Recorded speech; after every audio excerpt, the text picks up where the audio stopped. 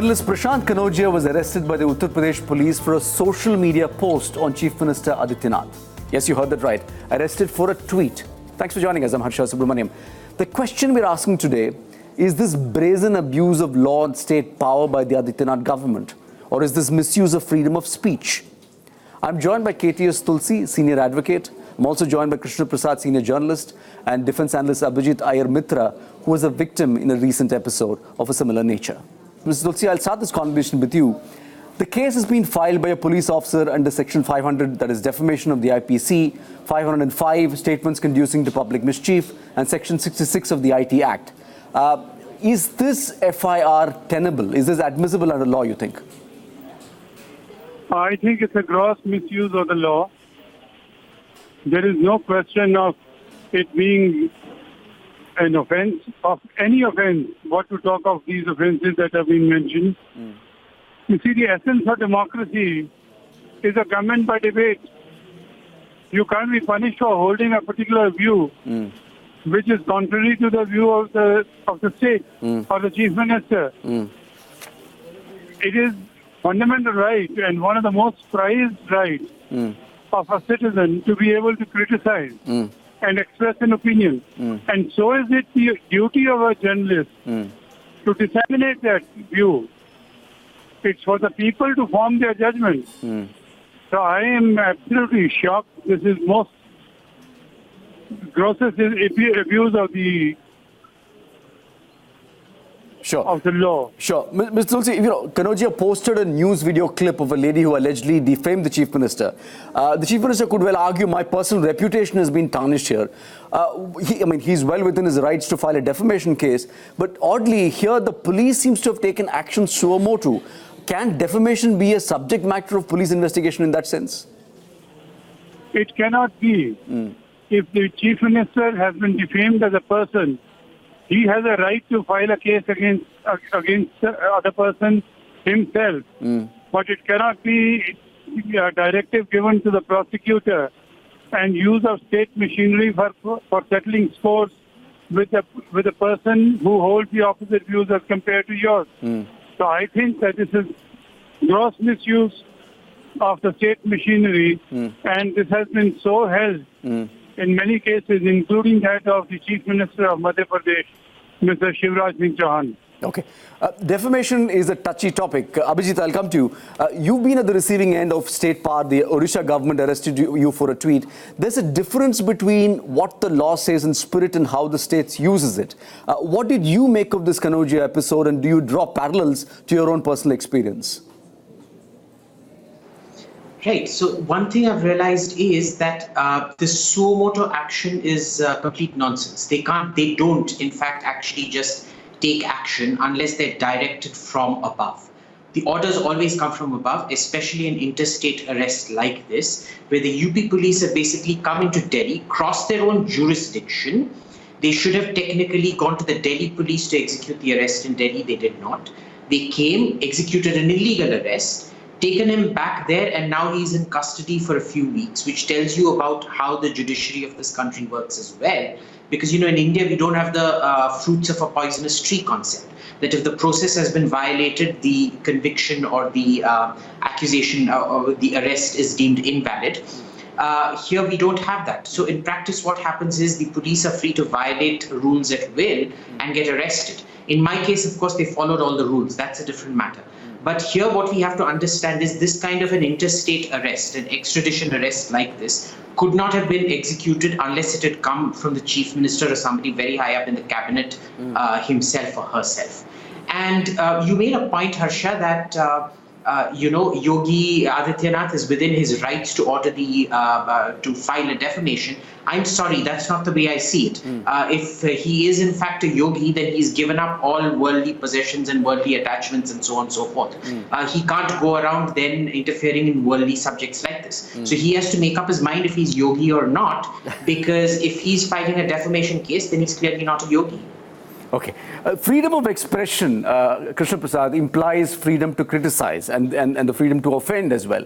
But the Constitution also clearly says that this freedom comes with reasonable restrictions.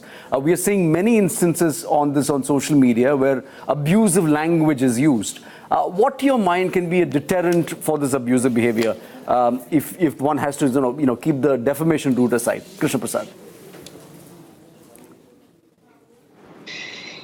Harsha, I'm not inclined to have a very general view on this, because I think this issue of defamation is now spilt across the country. It's not just Uttar Pradesh, it's not just Gujarat, it's Orissa, it's Karnataka, it's Tamil Nadu, a whole variety of states which are now involved in this kind of procedure in terms of attacking journalists.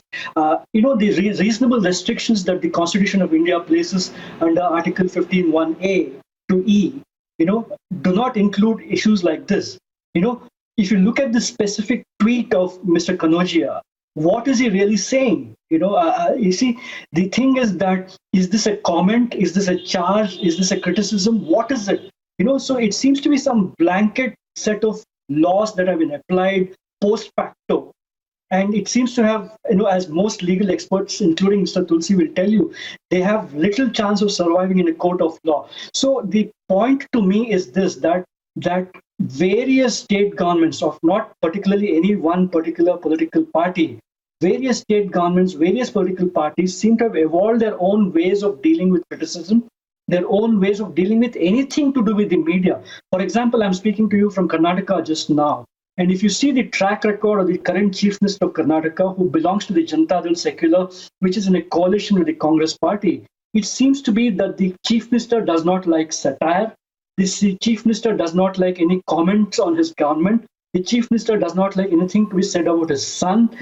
Editors have been charged and FIR'd, and today in today's newspapers, there's more from the Chief Minister and his family. So it seems to be that the politicians, whichever state they are, seem to have developed a kind of allergy towards the media, and they are using all the the instruments of power that they have, and deploying all kinds of legislation and laws to deal with the situation. So it's no longer about writing a letter to the editor. Sure. It's no longer about giving a rejoinder. It's no longer about any due process that we used to follow in journalism. It just seems to be, and this is really a Gujarat model at work, it just seems to be that politicians seem to think that the first recourse to any criticism, any satire, any comment is to send the policeman to your doorstep. And that is really very dangerous. And I think you're seeing that play across the country. And Mr. Kanojia's case is a particularly acute one, because, as all legal experts have already elucidated, it has no chance of surviving in a court of law. But I also see from today's news wires that he's been sent to the cooler for 2 weeks. So you are really seeing, as Mr. Abhijit pointed out, a kind of a dual play of politicians, the executive, the judiciary, and all of this seem to be happening in some kind of a vacuum. Okay, I'll bring it one slightly different dimension as well. Abhijit, in this case where people say, and who also argue that Kanojia has been notorious for his rabid comments, I mean, you can see his tweets and so on. Now, you can agree or disagree with the person's views, you can criticize them, but he obviously can't be arrested for it. I mean, it's not illegal to have extreme views. But what, again, comes back to my question, what can be a deterrent for abusive behavior then? See, here's the point. Abuse is freedom of speech, whether we like it or not. As long the gold standard is that it is freedom of speech, not freedom of action. The only thing, according to me, that should be arrested is incitement to violence, which means direct incitement to violence, which is go kill somebody, go rape somebody, so on and so forth. Physical violence and the incitement to it, not even implicit, tacit incitement to it, it has to be active incitement to it, should be arrested. Other than that, abuse is abuse. If you don't like it, block the person, turn away, move away, so on and so forth. People have a right to abuse whether we like it or not. They have a right to call you nasty things and nasty names, and you have the recourse of filing a defamation. I personally oppose criminal defamation, of course, but that's a different matter. It's there in the Constitution, so go ahead and use that. My point here is, however, that Mr. Kanojia had just one tweet which I suspect now will be retrospectively used against him as an afterthought, which said, "Kill saints, save humanity," or something like that, referring to Hindu sadhus. Now, that tweet is from 2016. How is that a possible incitement to violence now? Now, if you remember what happened in JNU, Bharat ke tukde honge is perfectly legit. But Bharat ke barbadi tak jang rahegi. See, jang is that violence bit. You're encouraging violence in a sense, according to me. Of course, Mr. Tulsi and Mr. Krishna Prasad can have a different view on it. The arrest there was immediate for whatever reason. I mean, real or imagined, whatever. Here, you are basically projecting a case onto him from a tweet 2.5, 3 years back. It's ludicrous. It's the worst kind of abuse of power. And if you've noticed, this kind of abuse of power is actually on the rise at the state level. It doesn't happen so much at the central level by any government, either Congress or BJP. It's very much a case of state power being abused, as in the states, the federal entities here abusing their powers. Sure. For me, speech is sacrosanct. Abuse, unfortunately, whether we like it or not, is freedom of speech, and that's that. Okay. Krishna Prasad, the implications of the media. The Editors Guild has put out a statement saying that and I quote, that the police action is high-handed and arbitrary and amounts to an authoritarian misuse of law. The Guild sees this as an effort to intimidate the press and stifle freedom of expression. The implication on this, Krishna Prasad, there is obviously this chilling effect on the media by suppressing it from doing its own job. How do you think that the media can respond? There are far too many cases now, that you're seeing, as you yourself mentioned, across India. How does the media respond other than just putting out statements by the Editors Guild? Well, Harsha, this is a very complicated question because, as a member of the Editors Guild, we have all done some things over a long period of time to rein this in. But as you see, for example, in the case of Mr. Kanojia, what has been applied to him as a journalist who used to work for a website is is the IT Act, Section 66. Okay, this is simply because this seemed to have been a Twitter feed. What happens now is really that we are dealing with a monster whose shape and size and form we do not know. We do not know what specific act of some telecommunications or information technology act can be invoked to rein in journalists. So therefore, what's happened is that the journalists are caught in a bit of a time warp. We've all dealt with certain kinds or certain sections of the act, certain sections, certain acts, and so on and so forth.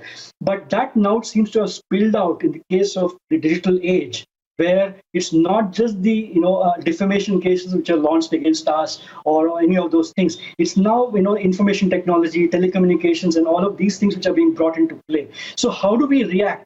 What we've been trying to do consistently across industry bodies is to get people to react. And what I have found, personally speaking, is that in many situations these days, newspapers and journalists have become so inured to the idea of being, reined in like this that they don't even react. Let me give you a very clear, specific example of a member of parliament who has served 2 times on the Press Council of India, 2 times.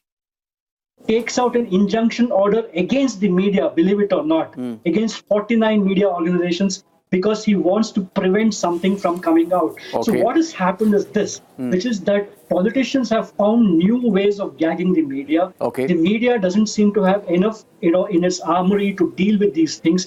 And also the media is now so tired. Industry bodies are so conflicted, that they don't even react to many situations, except these high-profile cases that we see in the media. There are so many things on the underground.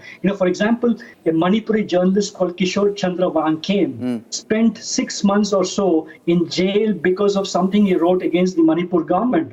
And nobody in Delhi even woke up. Nobody issued a press release like the Editors Guild has now seemingly issued. Okay. The Editors Guild did not issue a statement in the case of Wankhame. So it seems to me that the media is very tired of this, and it doesn't know how to react to this. This seems to be a difficult situation, Mr. Tulsi. Sorry, we lost your line, but my last word with you. Is this a problem in law? This is the point that Abhijit was alluding to as well. If defamation is decriminalized, if defamation is treated only as a civil wrong and not as a criminal offense, do you think that will restrict the state from potential misuse? No, I don't think there's anything wrong with the law, and the Supreme Court has explained the law keeping in view the constitutional background, which confers the freedom of speech and expression. But this is the misuse of the law. There can be no law that the governments or the chief ministers will not misuse the law for their own protection. This is gross misuse of the law, and we need think that there is something wrong with the law.